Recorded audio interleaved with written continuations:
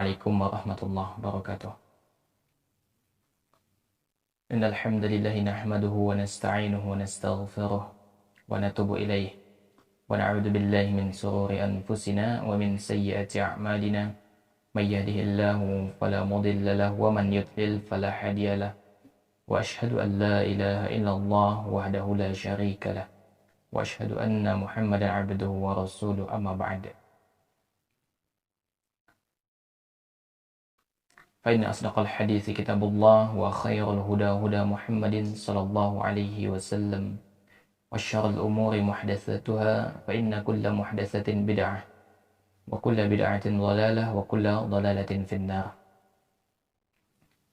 Hadirin yang kami muliakan, Alhamdulillah, bersyukur kita kepada Allah Jalla Jalaluh karena Allah Azza wa Jalla masih memberikan kepada kita kesempatan untuk berkumpul, untuk bertemu. Semoga berkumpulnya kita ini merupakan perkumpulan yang diberkahi oleh Allah Subhanahu wa taala, sehingga apa yang kita lakukan tidak sia-sia dan dinilai berpahala di sisi Allah Subhanahu wa taala dan menjadi sebab Allah ridha kepada kita. Hadirin yang kami muliakan, InsyaAllah hadirin, pada malam hari ini kita akan membahas sesuatu yang sangat penting, yaitu kita akan membahas tentang keutamaan mendirikan salat. Dan InsyaAllah nanti malam Ahad pembahasan kita yaitu tentang ancaman bagi orang yang meninggalkan salat. Jadi pada malam hari ini kita akan membahas tentang keutamaan mendirikan salat. Hadirin yang kami muliakan, ketahuilah bahwasanya salat merupakan di antara salah satu syariat yang merupakan bagian dari pilar-pilar agama Islam, yang mana tanpa orang mengerjakan salat maka dia tidak dianggap sempurna di dalam beragama, karena salat ini merupakan di antara salah satu pilar dari agama Islam. Ya, bunyal Islamu ala khamsah, Islam itu dibangun di atas 5 pilar, 5 perkara. Syahadati an la ilaha illallah wa anna Muhammadar Rasulullah wa iqamis shalah. Yang kedua apa? Mendirikan salat. Kedudukannya setelah syahadat. Itu menunjukkan bahwasanya salat ini merupakan pilar yang sangat utama sekali di dalam Islam. Dan salat ini merupakan tiang agama. Ya, kedudukannya seperti tiang, dan tidak akan berdiri bangunan tanpa tiang itu, teman-teman sekalian, tidak akan berdiri kokoh tanpa tiang dan tanpa pondasi yang kokoh. Di atas pondasi yang kokoh itu harus ada tiang, yang mana tiang nanti itu akan menopang dinding, menopang atap. Ya, jadi tanpa salat maka seolah-olah orang itu beragama tanpa tiang. Ya, maka dia akan tidak akan bisa sempurna di dalam beragama tanpa dia melaksanakan salat. Bahkan ketika seorang itu syahadat, di antara perkara yang pertama yang ia wajib, yang syariat kenakan terhadap dirinya, yang syariat perintahkan adalah salat. Ya, karena kedudukan setelah syahadat adalah salat. Dan salat ini adalah rutinitas seorang muslim. Ya, 5 kali sehari yang kita kerjakan. Sehari semalam 5 kali, ya. Minimal 5 kali. Yang wajib 5 kali, ya, minimal 17 rakaat. Itu yang minimal, ya. Belum lagi tambah dengan sunnah-sunnahnya. Tapi ini teman-teman sekalian, patokannya adalah 5 salat yang wajib ini. Ya. 5 salat yang wajib ini jangan sampai kita tinggalkan. Karena kalau kita tinggalkan maka kita akan kehilangan banyak sekali keutamaan. Ya. Dan di antara sifat orang yang bertakwa yang Allah Azza wa Jalla sebutkan adalah senantiasa mendirikan salat. Ya. Alladzina yu'minuna bil ghaibi wa yuqimunas shalah.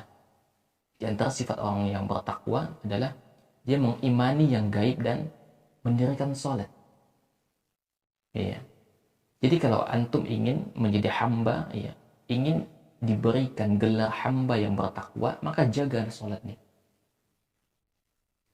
Karena yang bertakwa itu yang wajib dikerjakan, yang haram ditinggalkan. Dan salat hukumnya wajib nih. Maka orang bertakwa harus senantiasa menjaga sholatnya. Ya, harus senantiasa menjaga sholatnya. Sholat ini wajib bagi setiap muslim. Iya. Ya, kata Nabi SAW, ya, baina rajuli wa baina syirki wal kufri tarkus shalah. Yang membedakan antara seorang, antara kesyirikan, baina rajuli wa baina syirk. Membedakan antara seorang muslim dengan kesyirikan dan kekafiran adalah meninggalkan sholat. Iya. Maka bahaya teman-teman sekalian kalau kita meninggalkan sholat. Insya Allah terkait ancaman-ancaman ya orang yang meninggalkan sholat akan kita bahas pada malam Ahad insya Allah. Dan pada malam hari ini kita akan membahas keutamaan mendirikan sholat dan juga jamaah. Sholat ini merupakan di antara syariat yang agung. Bahkan pensyariatannya itu berbeda dengan pensyariatan syariat yang lain. Ya, kalau syariat yang lain, ya, Nabi SAW kadang terima dari malaikat Jibril. Ya, tapi kalau sholat ini Nabi SAW terima langsung dari Allah Subhanahu wa Ta'ala. Nabi SAW terima langsung dari Allah Subhanahu wa Ta'ala. Ini menunjukkan bahwasanya sholat ini kedudukannya sangat istimewa sekali. Ya, dan merupakan hadiah yang Allah berikan kepada kita. Maka kita sambut hadiah ini teman-teman sekalian dengan antusias dalam mengerjakannya. Ketika tiba waktunya kita kerjakan. Ya, kita tinggalkan segala aktivitas kita, ya. Kita dahulukan perintah Allah Subhanahu wa Ta'ala. Ya. Hadirin yang dimuliakan oleh Allah Subhanahu wa Ta'ala. Bagi orang yang senantiasa mendirikan sholat teman-teman sekalian, dia akan mendapatkan banyak sekali keutamaan. Tentu segala sesuatu yang Allah syariatkan kepada kita itu akan berdampak positif bagi kita. Itu pasti teman-teman sekalian. Semua yang Allah wajibkan kepada kita itu baik untuk kita. Dan segala yang Allah larang untuk kita, yang Allah haramkan itu buruk untuk kita. Maka jangan sampai kita melampaui ya batasan-batasan yang telah Allah tetapkan. Karena kalau kita lampaui teman-teman sekalian, maka kita pasti akan celaka. Allah yang menciptakan kita, Allah lebih tahu mana yang baik untuk kita. Maka antusias dalam mengerjakan perintah Allah itu penting. Itu penting. Ya, karena di sana banyak sekali ya rahasia-rahasia, manfaat-manfaat yang akan kita dapatkan jika kita taat dan patuh di dalam menjalankan syariat-syariat yang Allah bebankan kepada kita. Hadirin yang kami muliakan, kita akan jelaskan teman-teman sekalian apa saja keutamaan mendirikan sholat. Tentu banyak sekali keutamaan-keutamaan yang akan orang dapatkan ketika dia senantiasa menjaga sholatnya, senantiasa menjaga rukunnya, wajibnya, sunnahnya, ya. Maka dia akan mendapatkan banyak sekali keutamaan. Ya. Pertama teman-teman sekalian bahwa sholat ini ini keutamaan pertama ya. Sholat adalah sebaik-baik amalan setelah dua kalimat syahadat. Dan itu terbukti teman-teman sekalian kedudukan sholat itu ya setelah syahadat. Ini menunjukkan bahwasanya ya sholat ini adalah perkara yang sangat-sangat penting, yang harus diperhatikan setelah syahadat. Ya. Abdullah bin Mas'ud radhiyallahu an pernah bertanya kepada Nabi sallallahu alaihi wasallam. Apa kata Abdullah bin Mas'ud? Ayyul amali afdal? Wahai Rasulullah, amalan apa yang paling afdal? Lalu kata Nabi SAW, as-salatu liwaqtiha. Salat tepat pada waktunya. Ya, kemudian Abdullah bin Mas'ud kembali bertanya, setelah itu apalagi wahai Rasulullah? Kata Nabi SAW, birrul walidain, yaitu berbakti kepada kedua orang tua. Kemudian Abdullah bin Mas'ud kembali bertanya, apalagi wahai Rasulullah? Lalu kata Nabi SAW, jihadu fi sabilillah, yaitu jihad di jalan Allah Azza wa Jalla. Ya. Maka ini menunjukkan bahwasanya sholat ini sangat penting bagi seorang muslim ya. Dan kedudukannya itu luar biasa ya setelah syahadat. Ya. Kemudian teman-teman sekalian, tadi yang pertama adalah kedudukan sholat itu ya di bawah 2 kalimat syahadat. Ya. Kemudian kedua teman-teman sekalian, sholat poin kedua ya, keutamaan kedua, sholat 5 waktu itu bisa mencuci dosa kita teman-teman sekalian. Ya.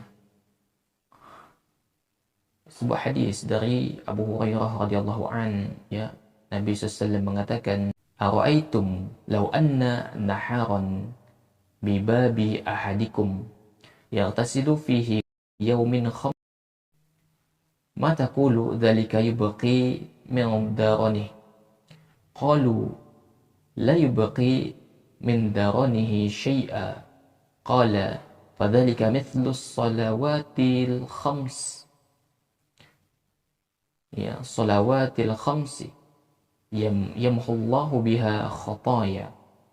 Tahukah kalian, kata Nabi SAW, ya, seandainya ada sebuah sungai di dekat pintu salah seorang di antara kalian, lalu ia mandi dari air sungai itu setiap 5 kali sehari, ya, apakah tersisa kotorannya walau sedikit? Lalu para sahabat menjawab, tidak tersisa sedikit kotorannya, wahai Rasulullah. Ya. Maka Nabi SAW mengatakan, maka begitulah perumpamaan sholat 5 waktu. Dengannya Allah menghapuskan dosa-dosa kita. Ya. Maka teman-teman sekalian, hadis ini menjelaskan kepada kita bahwa dengan mengerjakan sholat, mendirikan sholat 5 waktu, ya, maka sholat itu akan bisa menggugurkan dosa-dosa kita. Tapi dengan syarat teman-teman sekalian, ya, sholat itu dikerjakan dengan sempurna, ya, dengan sempurna, dengan yang memenuhi, ya, dengan memenuhi syarat-syaratnya, rukunnya, aturannya, ya, baru sholat kita bisa menghapus, ya, dosa-dosa kita menurut jumhur ulama. Sedangkan dosa besar itu mesti taubat, ya. Jadi teman-teman sekalian, dosa, ya, dengan mendirikan sholat, maka dosa kita akan Allah Azza wa Jalla ampunkan.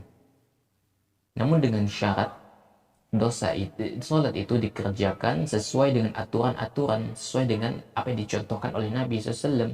Ya. Makanya Rasul SAW mengatakan, ya, sallu kama ra'aitumuni usalli. Ya, sholatlah kalian sebagaimana kalian melihat aku sholat. Ya. Maka ini diantara keutamaan kenapa kita harus mempelajari bagaimana cara sholatnya Nabi SAW, agar kita mendapatkan keutamaan.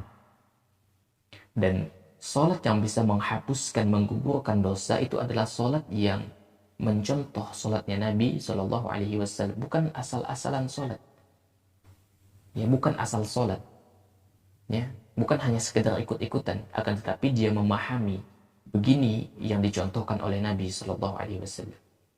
Maka semua yang kita pelajari tentang sifat sholat Nabi, teman-teman sekalian, itu enggak sia-sia.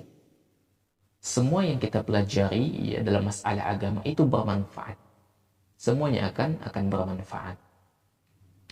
Tapi satu hal yang perlu kita ingat, bahwa dosa yang dihapus oleh sholat yang kita kerjakan 5 kali dalam sehari yang wajib itu adalah dosa kecil. Adapun dosa besar seperti syirik misalnya, zalim, ya, kepada manusia, kepada orang lain, itu, ya, dia wajib bertobat, ya, secara khusus, ataupun meminta maaf jika itu dosa zalim kepada sesama manusia. Yaitu keutamaan kedua, ya, teman-teman sekalian, jika kita senantiasa menjaga sholat kita, yaitu, ya, sholat itu akan menjadi penghapus bagi dosa-dosa yang telah kita kerjakan. Kemudian teman-teman sekalian, ketiga, ya, sholat, ya, akan menjadi cahaya di dunia maupun di akhirat. Ya. Rasul SAW mengatakan, man hafadha 'alaiha kanat lahu nuran wa burhanan wa najatan yaumal qiyamah wa man lam yuhafiz 'alaiha lam yakul lahu nur wala burhan wala najatun wa kana yaumal qiyamati ma'a qaruna wa fir'auna wa hamana wa wa Ubay bin Khalaf. Siapa, kata Nabi SAW, yang menjaga salatnya yang 5 waktu, ya, maka baginya dia akan mendapatkan cahaya, bukti dan keselamatan pada hari kiamat. Ya. Dan barang siapa, kata Nabi SAW, yang tidak menjaga salatnya, maka dia nggak bakal dapat cahaya, nggak dapat bukti, dan juga nggak dapatkan keselamatan. Ya. Dan pada hari kiamat ia akan bersama Qarun, Fir'aun, Haman, dan Ubay bin Khalaf. Maka teman-teman sekalian, jika kita menjaga salat kita, kita akan mendapatkan cahaya pada hari kiamat. Kita akan mendapatkan cahaya, ya. Karena pada hari kiamat nanti Rasul SAW dalam hadis sahih akan mengenali kita dari bekas wudhu kita, ya. Dari tubuh kita terpancar cahaya dari bekas-bekas wudhu kita. Jadi Nabi SAW bisa mengenali umatnya dari bekas wudhunya, ya. Bekas dari bekas wudhunya. Dan jika kita tidak menjaga sholat kita, ya, katakanlah misalnya kita lalai karena harta, ya, kita meninggalkan sholat karena harta, maka kita akan, ya, disatukan bersama Qarun. Kalau sholat yang kita kerjakan itu lalai karena kekuasaan, maka akan disatukan bersama Fir'aun. Ya, dan jika, ya, ada orang yang lalai dari sholatnya karena menjilat penguasa untuk mendapatkan keuntungan, maka dia akan disatukan bersama Haman. Dan jika ada orang yang dilalaikan, dia meninggalkan sholat karena perdagangannya, karena perniagaan, maka dia akan disatukan bersama Ubay bin Khalaf. Ya. Jadi ancaman bagi orang yang meninggalkan sholat, teman-teman, sangat dahsyat sekali. Ya. Dia akan disatukan bersama Fir'aun, ya, bersama Qarun, Haman, dan Ubay bin Khalaf, sesuai dengan, ya, latar belakang, ya, sesuai dengan kenapa dia meninggalkan sholat atau melalaikan sholat yang ia kerjakan. Karena orang yang melalai sholat, teman-teman sekalian, namun dia lalai, Allah ancam dia, fawailul lil musallin, celakalah orang yang sholat, alladzina hum an sholatihim sahun, itu orang yang lalai dari sholatnya, itu orang yang mengerjakan sholat di luar waktunya. Misalnya dia zuhur, masuk waktu zuhur, dia lalaikan sampai masuk waktu asar, dia belum zuhur. Nah ini, ya, yang dimaksud dengan lalai dalam ayat ini. Dia lalaikan sampai masuk pada waktu sholat berikutnya. Ya. Maka bagi orang yang sholat dalam kondisi lalai itu bisa celaka, apalagi sampai meninggalkan sholat. Dalam hadis lain Nabi SAW mengatakan, was-salatu nur. Sholat itu adalah cahaya. Ya, jadi sholat itu adalah cahaya untuk kita. Dalam hadis lain, ya, dari Buaidah, Nabi SAW mengatakan, Basyiril masya'ina fi zulami ilal masajidi bin nurit tammi yawmal qiyamah.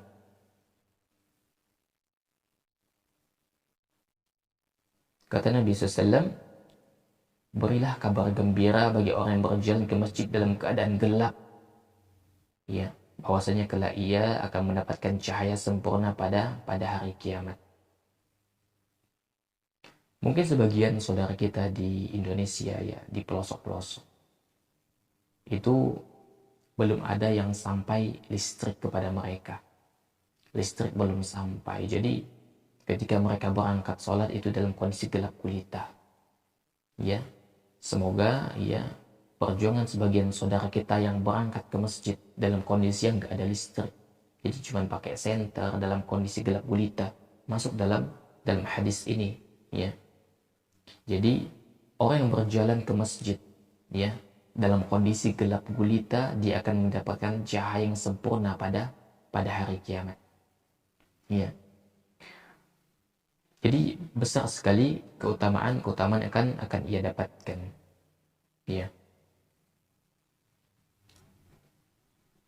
Kemudian teman-teman sekalian, keutamaan kelima yaitu, ya,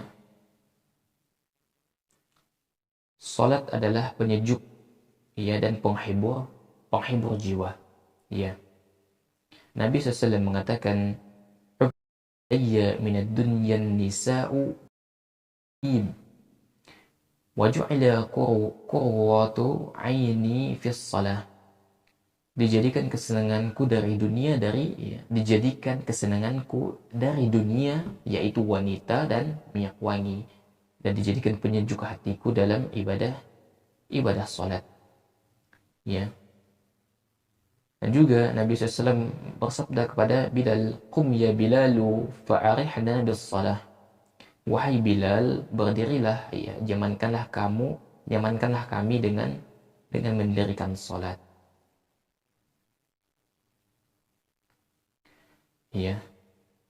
Tentu teman-teman sekaliannya, salat yang bisa mendatangkan ketenangan jiwa, ya, bisa mendatangkan kenyamanan, adalah salat yang dikerjakan sesuai dengan apa yang dicontohkan oleh Nabi Shallallahu Alaihi Wasallam. Ya, bahkan bagi para sahabat, ya, bagi Nabi SAW, salat ini adalah waktu yang dinanti-nanti. Karena mereka mendudukan salat itu sebagaimana istirahat. Sehingga ketika mereka mengerjakan salat, ya, mereka merasa nyaman, mereka merasa tenang. Karena istirahatnya mereka adalah salat. Ya, berbeda dengan kita teman-teman sekalian. Justru terkadang ada sebagian saudara kita yang menganggap bahwa salat ini hanya beban. Ya, salat ini hanya beban, salat ini hanya penghalang dari pekerjaan gitu ya. Na'udzubillah min zalik. Ya. Jadi teman-teman sekalian, hendaknya kita biasakan diri kita tanamkan dalam hati bahwasanya, ya, salat ini adalah waktu di mana kita beristirahat. Jadikan salat sebagai istirahat, bukan jadikan sebagai beban. Jika salat kita jadikan sebagai beban, maka kita akan berat dalam melaksanakan, kita malas gitu. Tapi kalau salat ini kita jadikan sebagai istirahat, maka kita akan nikmat dalam ya mendirikan salat. Karena apa? Ya kita jadikan salat sebagai istirahat, sebagai kesenangan gitu. Dan ini sulit teman-teman sekalian menghadirkannya kecuali orang yang benar-benar menginginkan kehadiran, menginginkan tuma'ninah, ya, kenyamanan di dalam salat. Tentu ini perlu perlu latihan, ya, tidak didapatkan secara cuma-cuma. Khususnya misalnya salat ya dalam kondisi panas, ya, atau dalam kondisi yang sangat dingin, ya, maka itu ya diperlukan usaha, diperlukan ikhtiar agar kita mendapatkan kenikmatan di dalam salat. Karena kalau kita sudah mendapatkan kenikmatan di dalam salat, itu luar biasa teman-teman sekalian. Kita akan senantiasa menunggu kehadiran salat.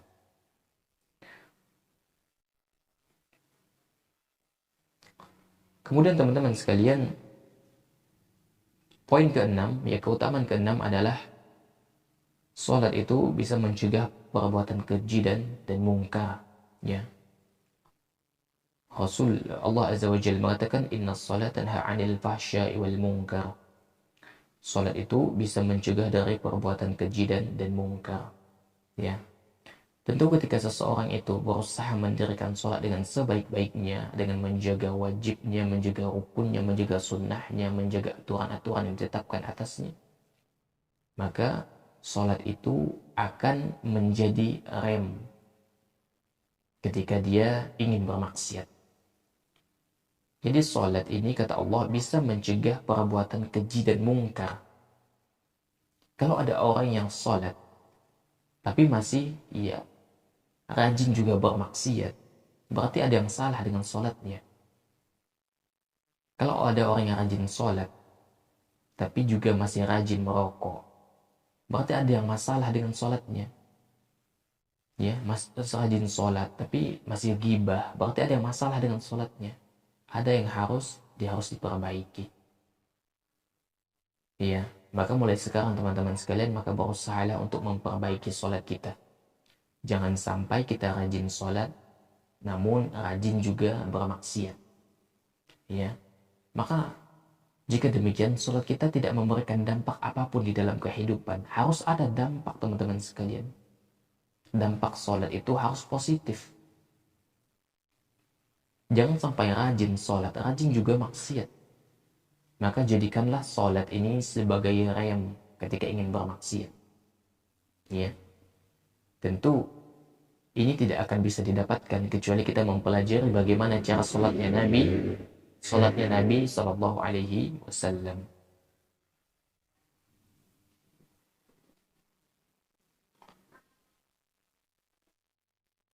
Kemudian teman-teman sekalian, sholat ini, ya, poin ketujuh, sholat bisa menjadi penolong manusia terkait urusan agama atau urusan dunia. Ya, Allah Azza wa Jalla mengatakan, wasta'inu bis sabri was salah, wa innaha lakabiratun illa 'alal khashi'in. Ya, jadikanlah sabar dan sholat sebagai penolongmu, dan sesungguhnya kata Allah yang demikian itu sungguh berat kecuali bagi orang-orang yang khusyuk. Nabi, ya, Khuzaifah radhiyallahu anhu mengatakan, karena Nabi sallallahu alaihi wasallam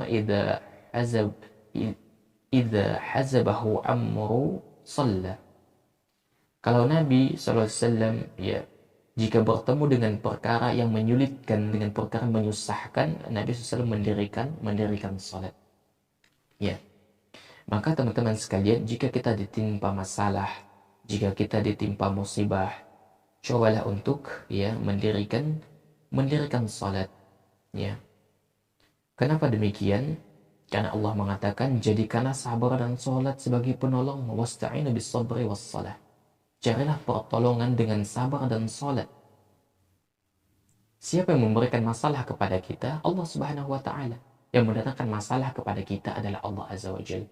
Dan solusi yang Allah tawarkan kepada kita adalah sabar dan salat. Namun terkadang kita lupa, jemaah. Ketika kita ditimpa masalah, ya, kita menyelesaikannya menggunakan cara kita sendiri. Coba kita kembali kepada apa yang Allah Azza wa Jalla perintahkan kepada kita. Ya. Maka sholat ini, ya, bisa menolong kita, teman-teman sekalian. Dan ana teringat sebuah kisah, ya, pernah dikisahkan kepada ana. Ada seorang yang bercerita, ya, dia ini ingin tes CPNS. Ya, tes CPNS. Peserta lainnya, ya, peserta yang ingin ikut tes CPNS ini juga, ya, mereka sibuk mempelajari, ya, materi-materi yang akan diujikan. Tapi dia ini santai gitu loh. Ya. Dia kemudian masuk ke musola, sholat duha. Ya, jadi beliau anggap, ya, biasa saja gitu, biasa aja gitu. Saya sholat tes dan subhanallah lulus, teman-teman sekalian. Berbeda dengan temannya itu yang sibuk belajar. Ya. Jadi ketika kita mengingat Allah dalam kesulitan, Allah akan mudahkan urusan kita. Wa may yattaqillah yaj'al lahu makhraja. Allah akan mudahkan urusan kita. Maka beruntung bagi orang yang timpa masalah kemudian dia mengingat Allah dengan mendirikan salat. Karena dia tahu masalah itu datangnya dari Allah dan tidak ada cara yang bisa menyelesaikan masalah itu kecuali dengan petunjuk Allah Azza wa Jalla. Terkadang kita menyelesaikannya dengan petunjuk manusia, ya. Maka makin timbul masalah, teman-teman sekalian. Coba kita selesaikan, kita ambil solusi yang Allah tawarkan. Pasti akan selesai masalah. Ya. Maka berusahalah untuk menyelesaikan segala perkara dengan salat. Bahkan Nabi SAW ketika menghadapi banyak masalah, ya. Ketika misalnya menghadapi gerhana matahari, gerhana bulan, ada angin topan, Nabi SAW salat. Beliau mencari pertolongan dengan sabar dan salat. Ya. Sabar dan salat, teman-teman sekalian. Kemudian, teman-teman sekalian, poin ke-9, ya, bahwasanya salat itu adalah penghubung yang kuat antara hamba dengan Rabb-Nya. Di dalam salat itu, teman-teman sekalian, kita diwajibkan untuk membaca surah Al-Fatihah. Ya. Dan diriwayatkan dari Abu Hurairah, Nabi SAW mengatakan, ya, Qasamtu sholata baini wa baina 'abdi nisfain wa li 'abdi ma sa'al. Allah Azza wa Jalla berfirman, aku membagi salat yaitu surah Al-Fatihah untukku dan hambaku menjadi dua bagian. Dan untuk hambaku sesuai dengan apa yang dia minta. Nabi SAW melanjutkan, فَإِذَا قَالَ عَبْدُ الْحَمْدُ لِلَّهِ رَبِّ الْعَالَمِينَ قَالَ اللَّهُ تَعَالَى حَمِدَنِي عَبْدِي.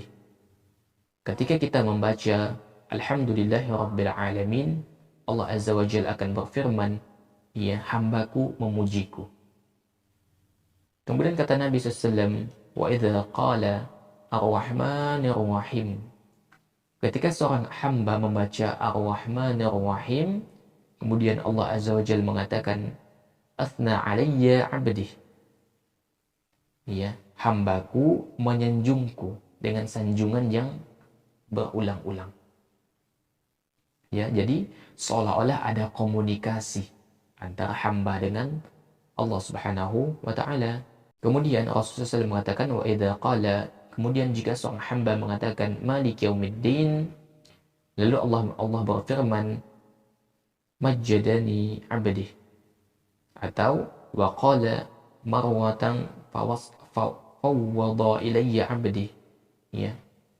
Allah Azza wa Jalla mengatakan hambaku memuliakanku.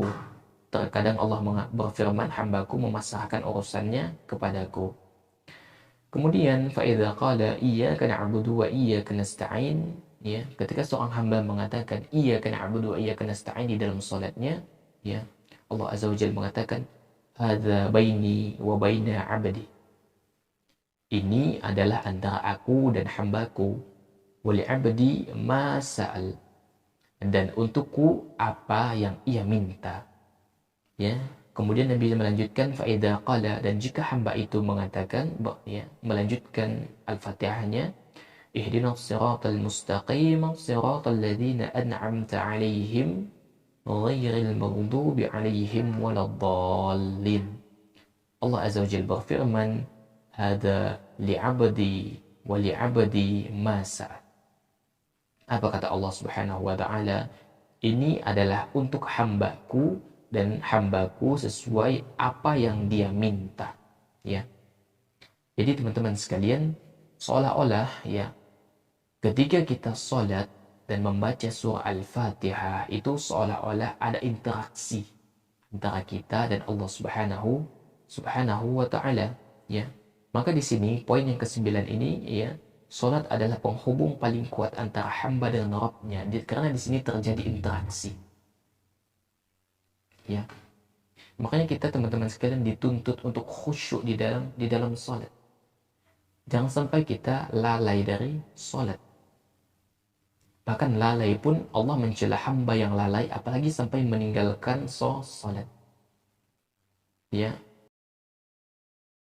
tentu ya teman-teman sekalian perlu kita menghadirkan kekhusyuan di dalam sholat, perlu kita menghadirkan keagungan di dalam sholat, ya. Dan jangan sampai kita meninggalkan sholat, bahkan nggak sholat sama sekali. Maka ini teman-teman sekalian, keutamaan bagi orang yang mendirikan sholat. Tentu yang kita bahas ini, yang Anda sampaikan ini bukan batasan.